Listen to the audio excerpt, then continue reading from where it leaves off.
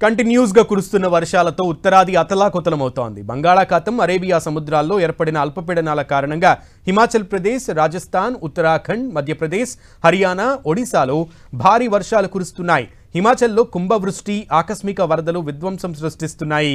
ఎడతెరిపి లేకుండా కురుస్తున్న వర్షాలు, ఆకస్మిక వరదలు హిమాచల్ ప్రదేశ్లోని కొన్ని ప్రాంతాలను అతలాకుతలం చేశాయి. భారీ వర్షాల కారణంగా ఇప్పటివరకు 51 మంది చనిపోయినట్లు అధికారులు ప్రకటించారు. 20కి పైగా ఇళ్లు ధ్వంసం, 15 మంది గల్లంతయ్యారు. అటు భారీ వర్షాల కారణంగా హిమాచల్లో 460 రోడ్లు మూసివేశారు అధికారులు. ఇటు రాజస్థాన్లోనూ వర్షాలు దంచి కొడుతున్నాయి. ఎడతెరిపి లేకుండా కురుస్తున్న వర్షాలతో జోధ్పూర్, అజ్మీర్ నగర వాసులు చుక్కలు చూస్తున్నారు.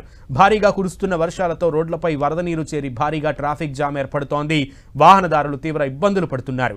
రోడ్లన్నీ జలమయమయ్యి చెరువులను తలపిస్తున్నాయి. గత 2-3 రోజులుగా కురుస్తున్న వర్షాలతో ప్రజలు తీవ్ర ఇబ్బందులు పడుతున్నారు. ఉత్తరప్రదేశ్లోనూ వర్షాలు కురుస్తున్నాయి.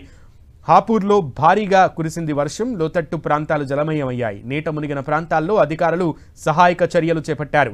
అటు ఉత్తరాఖండ్లో కూడా భారీ వర్షాలు కురుస్తాయని ఐఎండీ రెడ్ అలర్ట్ జారీ చేసింది. వాతావరణం మెరుగయ్యే వరకు పర్యాటకులు కొండ ప్రాంతాల్లోకి వెళ్లొద్దని సూచించింది. అటు మధ్యప్రదేశ్లోనూ వర్షాలు దంచుకుట్టాయి.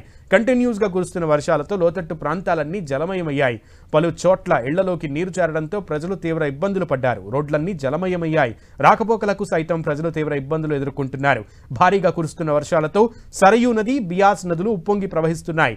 సరయూ నదిలో 50 అడుగులకు పైగా వరద నీరు ప్రవహిస్తుండటంతో అధికారులు అప్రమత్తమయ్యారు. ముందు జాగ్రత్త చర్యల్లో భాగంగా ఎస్డీఆర్ఎఫ్ రెస్క్యూ బృందాలను రెడీ చేసింది సర్కార్.